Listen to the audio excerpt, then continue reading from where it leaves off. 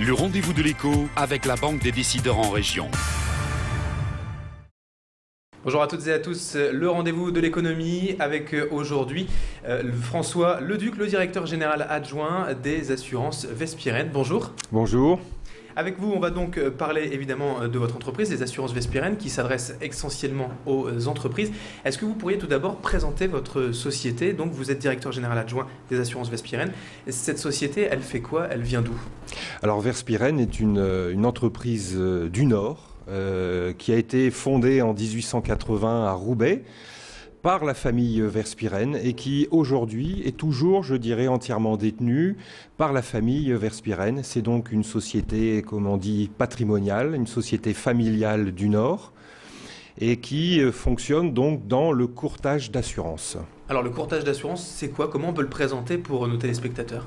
Alors un courtier, qu'est-ce que c'est? C'est d'abord un intermédiaire entre d'une part des assurés, entreprises ou particuliers, et d'autre part le marché de l'assurance composé des acteurs que sont les compagnies d'assurance, les mutuelles, les réassureurs, enfin tout un monde, je dirais, puissant, vaste, avec beaucoup de ressources, dans lequel le courtier aide son client à se repérer et à faire les opérations les meilleures possibles.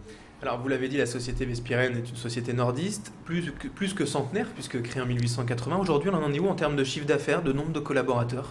Alors Vespirène aujourd'hui réalise 251 millions d'euros de chiffre d'affaires. Dans nos métiers, le chiffre d'affaires, ce sont des commissions et des honoraires. En quelque sorte de la marge brute pour nous, sachant que notre volume, je dirais, de facturation, pourrait-on dire, se situe autour de 2,6 milliards d'euros de primes et de cotisations gérées. Donc nous employons aujourd'hui au niveau du groupe Vespirène 1600 personnes et je dirais cette population se situe aujourd'hui majoritairement en région Île-de-France, même si donc le siège de nos activités se situe bien évidemment à Ouascal, ici dans la banlieue de Lille. Alors donc vous le disiez, le siège est encore dans la métropole lilloise, on en reparlera dans un instant. Pour tout d'abord, je veux revenir sur un petit sujet, en fait l'assurance des entreprises, vous en parliez tout à l'heure. Ça se passe comment une assurance d'entreprise? Qu'est-ce que vous assurez finalement chez les sociétés? Alors on peut assurer en fait beaucoup de choses, il y en a même certains qui disent que les seules limites à l'assurance c'est l'imagination. Mais très basiquement, une entreprise cherche à se prémunir contre un certain nombre d'accidents qui peuvent lui survenir à elle ou à ses salariés. Donc c'est l'incendie. Des incidents matériels ou financiers également? Ça peut être des incidents matériels qui ont des conséquences financières. Par exemple, une entreprise aujourd'hui s'assure contre ce qu'on appelle la perte d'exploitation qui est consécutive, par exemple, à un incendie.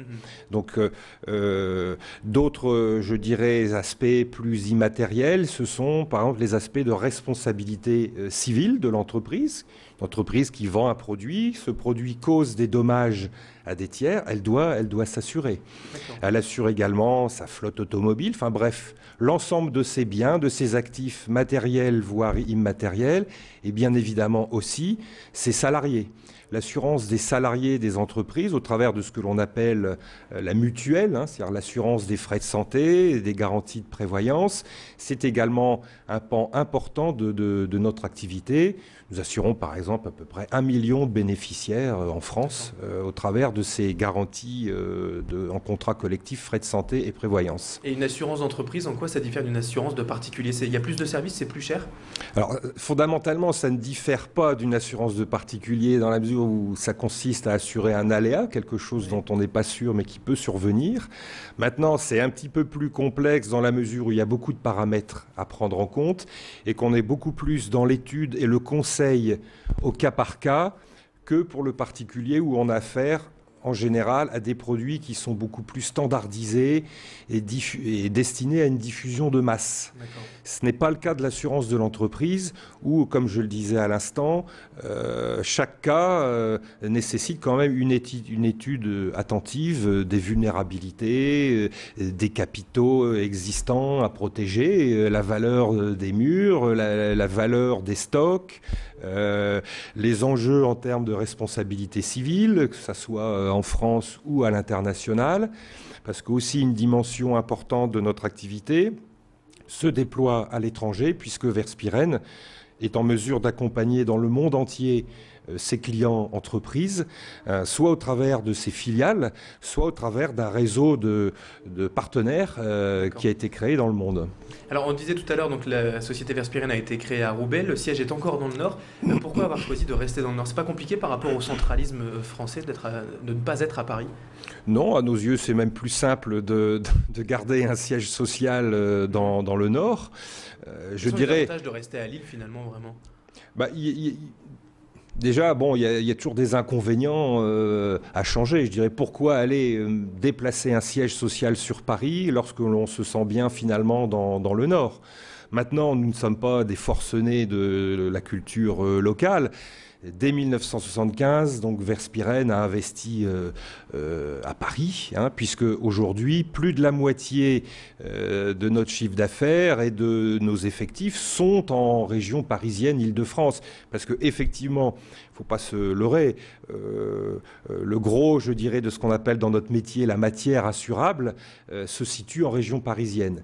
Même si l'origine de la force de Verspiren, et je dirais ce qui continue à nous maintenir au rang où nous sommes, c'est la qualité des entreprises régionales qui ont été parmi les premières à nous faire confiance, mais qui sont aujourd'hui toujours présentes et qui sont d'ailleurs autant d'exemples que l'on peut très bien réussir tout en étant dans le Nord, mais en ayant une activité à la fois nationale et internationale. D'accord, merci François Leduc d'avoir été en notre compagnie.